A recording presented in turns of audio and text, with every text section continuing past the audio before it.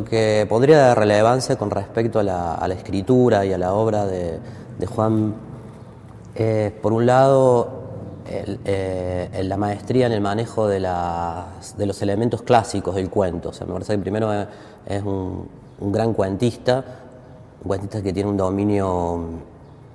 dominio relevante de las convenciones del cuento, de la narración breve y de los elementos clásicos que lo constituyen, diría por un lado, y después una adhesión a un tipo de estética que podríamos denominar en términos generales realismo, ¿no? A los principios artísticos y también, digamos, a los lineamientos ideológicos del realismo.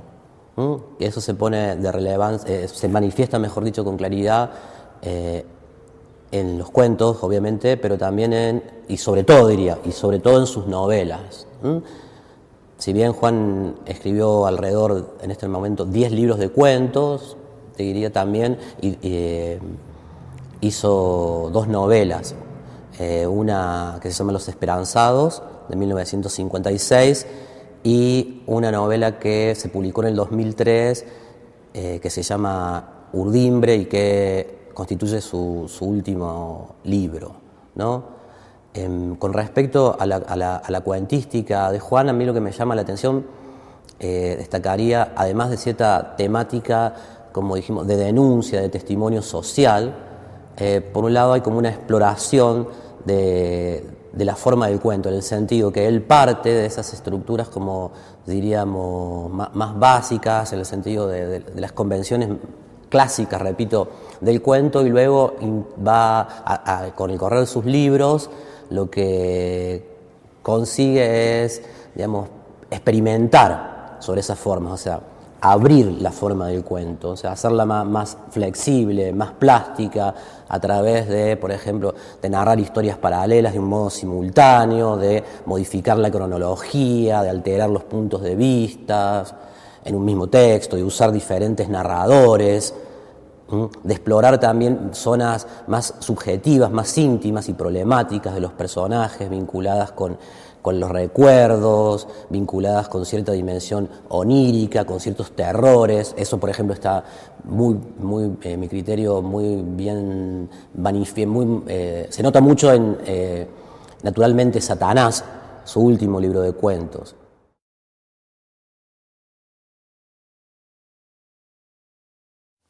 Duró muchos días. El anciano se encerraba en el baño después de levantarse. Como era habitual en él, permanecía allí largo rato. Llegaba al cuarto azulejado, caminando dificultosamente, apoyándose en su bastón, apretando la mano izquierda contra el pecho, la bolsa de plástico negro donde guardaba, uno de sus tantos caprichos, los elementos para higienizarse. Al rato, Tomás, el sobrino, golpeaba la puerta preguntándole si todo estaba bien. Y el viejo respondía con un gruñido, según acostumbraba. Duró muchos días. Hoy estuve contemplándome en el espejo. Casi nunca lo hago, apenas si me fijo al afeitarme. Cuando me peino, una mirada impersonal, ajena, como si la imagen reflejara perteneciera a otra persona, a un sujeto desconocido, pero hoy no. Estudié cuidadosamente el rostro delgado, de mejillas tirantes, sombreadas por la barba fuerte, aún tupida. Miré los ojos hundidos, triste, contrasté el avance del gris en el pelo y no lo soporté. A grandes zancadas fui al patio, busqué la luz del sol, respiré profundamente el azul, quise escuchar el canto de un pájaro, ser rozado por el viento viajando entre las ramas, cerré los ojos inmóvil, sintiendo el hondo golpear del corazón en el pecho, y permanecí ahí largo rato. Regresé a la habitación cuando él me llamó. Ese cloqueo imperativo, maldito ese cloqueo. Me odia. A veces descubro el chispazo negro en su mirada. Advierto la contradicción de los músculos de su mandíbula. Noto al resentimiento agrio cubriéndole el acento. No me importa, que aguante. Peor lo paso yo. Es atroz la vejez. Resulta horrible morir un poco más rápido cada día. Sufrir una precisa, inexorable desintegración, huesos frágiles, piel reseca, arterias claudicantes, movimientos erosionados por el tiempo y el espanto repetido de las noches insomnes, encogido en la oscuridad, con el miedo rascándome los nervios y los recuerdos trepando como gusanos por mi cerebro. ¡Qué aguante! Entonces necesito su presencia. Por desgracia, dependo de sus cuidados. Yo también lo detesto. Odio su figura todavía firme, el andar con libertad, el ser dueño aún de muchas jornadas, esa posibilidad de futuro, pero él es mío, está en deuda conmigo. Nada debe hacer sin mí. Cada alimento que lo nutrió, la tela destinada a cubrirlo, el libro donde estudió, todo me lo debe. Él me pertenece.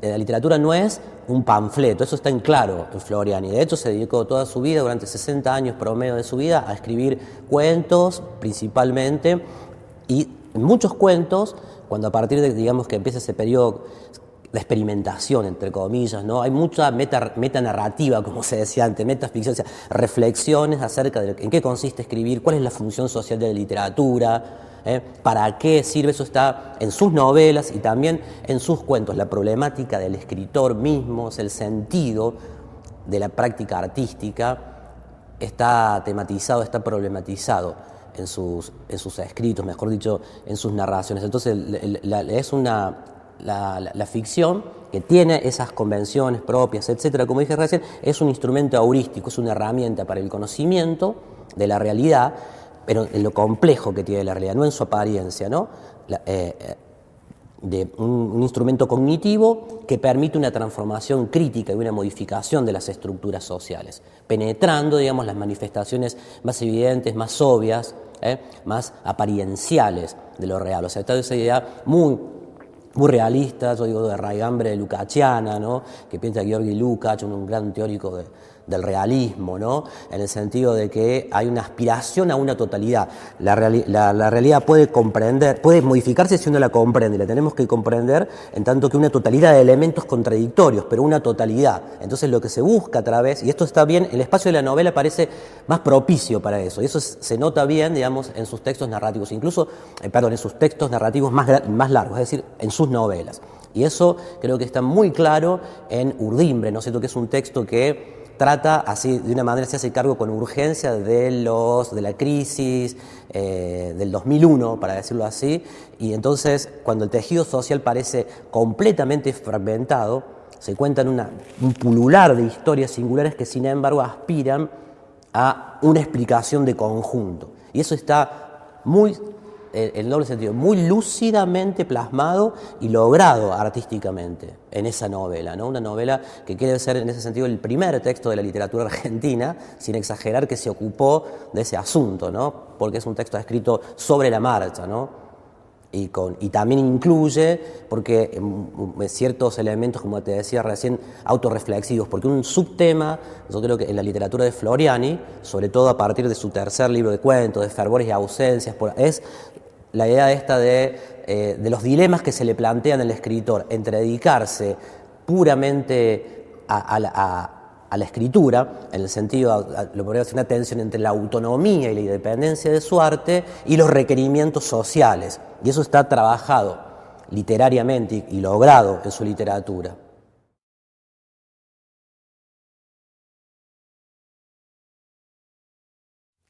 Ala de otro aire, tiempo nacido del tiempo, agua de un nuevo río, Mariana.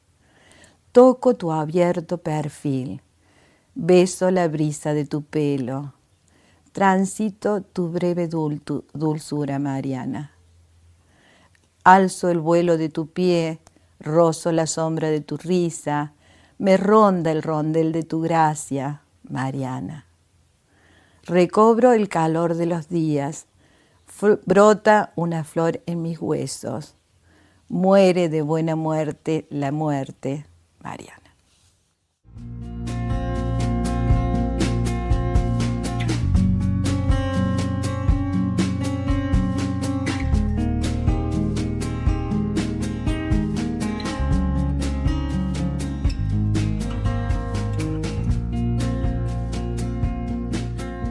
Bueno, mi padre lo conocí en dos facetas. La de mi infancia, donde al separarse cuando yo era muy chico, no se lo veía demasiado, es decir, no tenía demasiadas relaciones más que los fines de semana. Después con el tiempo uno se hizo grande, empezó a andar la vida y tuve bares.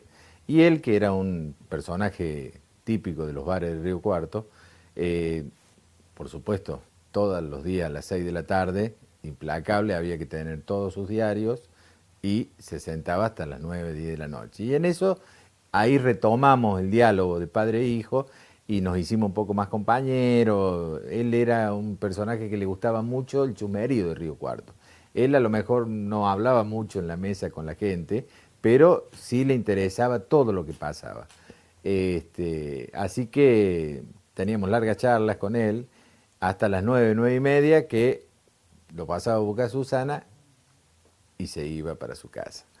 Mira, él decía que tenía un ritual de escribir, siempre se sentaba y escribía algo.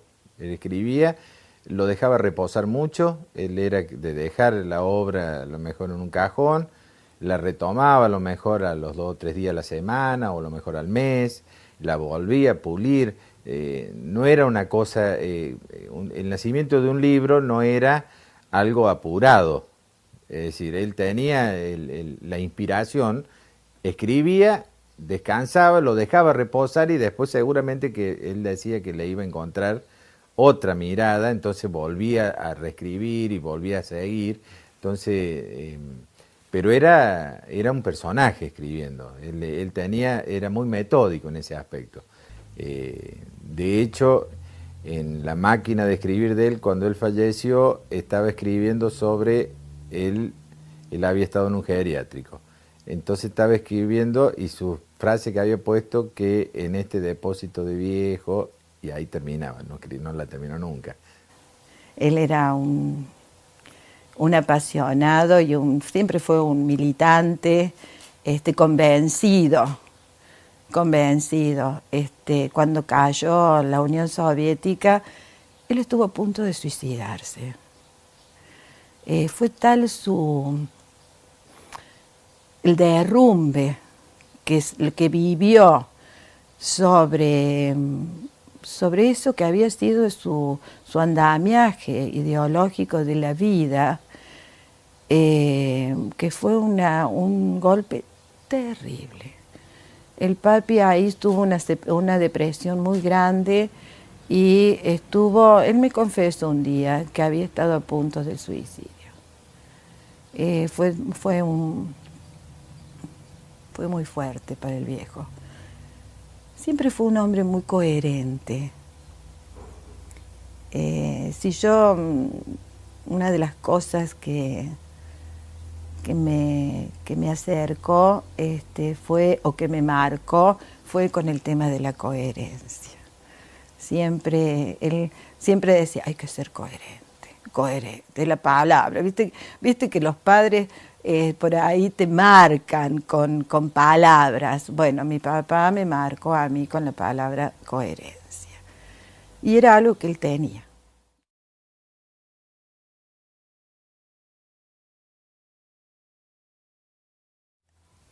Ayer te ayudé a bajar la escalera, madre. Tu mano breve rozaba apenas mi mano. Huesos ligeros, piel de pájaro, soplo leve, dibujando la fugaz silueta del tiempo. Temía tocarla, temía deshacer su dulce milagro, su secreta permanencia entre penas y alegrías. Paso a paso descendimos, lenta, muy lentamente. Tus pies avanzando a través de los años, buscando el antiguo equilibrio, la terrestre altura, esa firmeza que me guiaba hacia el horizonte. Un escalón, y otro, y otro, y otro más. La vida también bajaba junto a nosotros, con su raíz oscura, su limpia espada, su vieja sed. Eras tan pequeña a mi lado, tan frágil.